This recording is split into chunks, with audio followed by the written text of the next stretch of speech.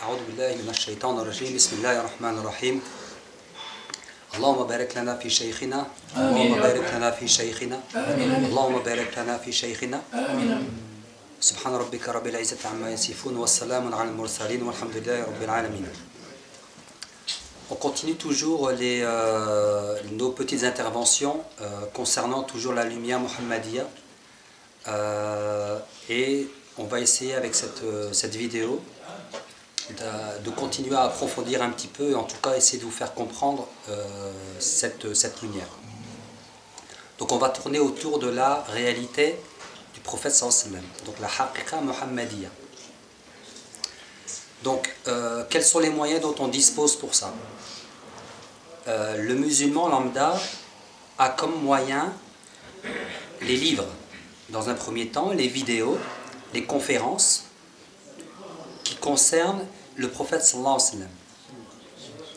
Donc, parmi les livres, on peut citer Kitab al-Shifa de Qadi Iyad, qui va donner en fait toute une description du prophète sallallahu alayhi wa sallam, de son aspect extérieur, de son comportement, de son comportement social, de ses habitudes, par exemple pour manger, pour dormir, des choses comme ça.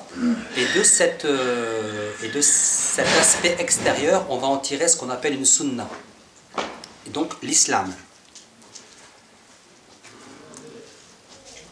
Une fois qu'on aura lu beaucoup de livres ou écouté beaucoup de conférences, on va avoir un aspect, on va connaître le prophète que d'un point de vue extérieur.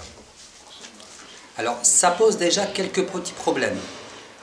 Cette connaissance pose des petits problèmes. Alors, le premier problème, c'est que celui qui a 2 livres, ou 3 livres, ou 4, n'est pas pareil que celui qui a 1 livre. Donc, on voit qu'une personne qui a plus de livres sur le prophète sallallahu alayhi wa sallam va certainement, ou on va dire logiquement, connaître plus de choses que la personne qui a 1 livre. Donc, ça, c'est le premier problème.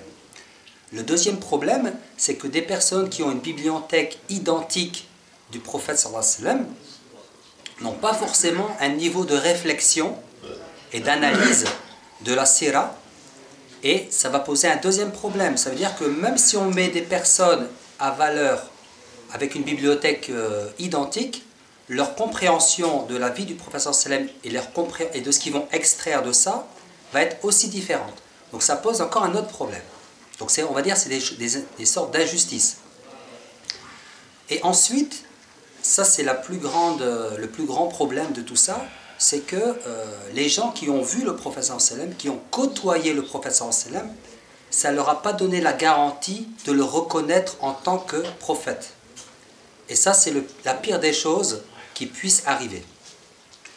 Donc ça veut dire, pour conclure avec cette partie-là, ça veut dire que celui qui a connu le prophète sallallahu alayhi wa sallam, il ne s'est pas forcément rendu compte de sa réalité spirituelle. Ce qui veut dire que nous qui sommes éloignés et qui n'avons que les livres pour connaître cet aspect extérieur, pour nous c'est quasiment impossible de se rendre compte de ce qu'il est en réalité. J'ai dit que par manque de livres, quelquefois on n'a pas forcément les moyens d'acheter des livres, par manque de maturité intellectuelle aussi, et que de voir le prophète sallallahu alayhi wa sallam physiquement ne garantit pas qu'on va le reconnaître. Donc ça c'est, on va dire, une voie qui ne peut pas mener à connaître le prophète sallallahu alayhi wa sallam dans son côté spirituel. Donc ça c'est une chose. Donc ça c'est la partie, on va dire, la partie apparente du prophète sallallahu alayhi wa sallam. Et concernant cette partie apparente aussi, même ses ennemis de l'époque ont sublimé le prophète sallallahu alayhi wa sallam. Ils l'ont reconnu dans son état, dans un comportement exemplaire. Voilà, ils l'ont reconnu dans son état exemplaire. Donc que dire à ce moment-là de sa partie cachée, de sa partie batin? Alors, pour parler de cette partie cachée, je fais une petite parenthèse, on va dire scientifique, mais on va rester très simple. Les scientifiques, quand ils étudient des choses tels que par exemple le béton, parce que tout le monde connaît le béton, hein, les murs et tout ça. Ils ont besoin de connaître pour des ouvrages qui vont durer par exemple 50 ans ou 100 ans, comme les barrages hydroélectriques, les barrages qui sont construits avec du béton. Ils ont besoin de connaître comment le béton va vieillir. Pour cela, ils utilisent des modèles mathématiques. Et dans les modèles mathématiques, on n'a pas accès à certaines variables. C'est des variables qui sont cachées, qui font partie de la matière du béton. C'est comme ça. Donc on a simplement accès, nous, à la partie apparente du béton, la croûte on appelle ça. Et les modèles, par contre, les modèles mathématiques arrivent à aller rechercher ces variables qui sont cachées dans le béton et dont on n'a pas accès. Donc voilà, on va rester un peu simple. Donc voilà, on a des applications par exemple dans le béton, mais on a des applications dans la mécanique, on a des applications dans la météo, on a plein de choses comme ça dans la vie de tous les jours qui sont modélisées par des modèles mathématiques avec des variables à l'intérieur cachées qu'on ne connaît pas. En fait, ça, ce qu'il faut savoir, c'est que Allah subhanahu wa ta'ala a tout créé avec des choses cachées. Il y a toujours une partie apparente et une partie cachée. Et le prophète sallam dans sa création n'a pas échappé à cette règle. Donc connaître le prophète sallam dans sa partie apparente, c'est une partie de sa connaissance. Si on oublie la partie cachée, ça veut dire qu'on ampute une partie, et c'est la plus grosse partie, de la connaissance du prophète sallam.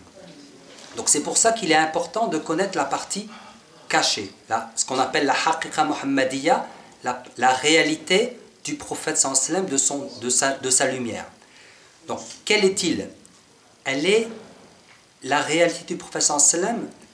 Ça peut être peut-être bizarre à entendre parce que de nos jours, on n'entend plus parler de ça.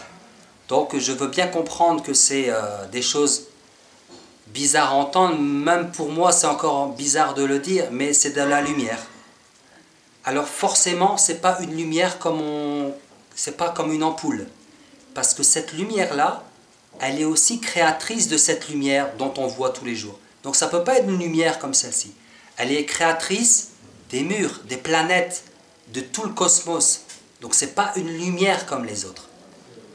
Le prophète sallam, il a été créé à partir de ce qu'on a appelé, on a rappelé ça dans pas mal de fois dans les vidéos, d'une poignée de la lumière d'Allah.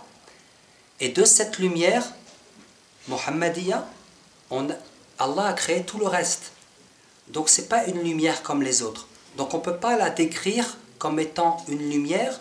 Et je pense que l'imam al-Ghazali, il dit la seule lumière qui mérite d'être appelée lumière, c'est cette lumière-là. Tout ce qu'on voit autour de nous, ce n'est pas de la lumière en réalité. Voilà, donc c'était un petit peu ce que je voulais dire par rapport à cette réalité. Donc cette réalité, c'est de la lumière. Ça peut un peu bouleverser les habitudes quand on parle du prophète sallam. Donc il y a la partie cachée, il y a la partie apparente. Ça, on en a entendu parler pendant des années. On apprend à connaître le prophète, certes, de la partie extérieure.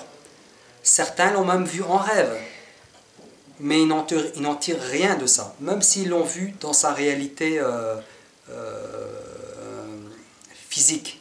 Dans le rêve, ils n'en tirent rien. Ils ont vu le prophète sallam et c'est très très bien pour eux. C'est vraiment un rêve, mashallah, sans plus. Voilà. Wa sallallahu ala sayyidina Muhammad wa ala alihi wa sahbihi wa sallam taslima. Subhan rabbika rabbil izzati amma yasifun wa salamun ala al-mursalin walhamdulillahi rabbil alamin.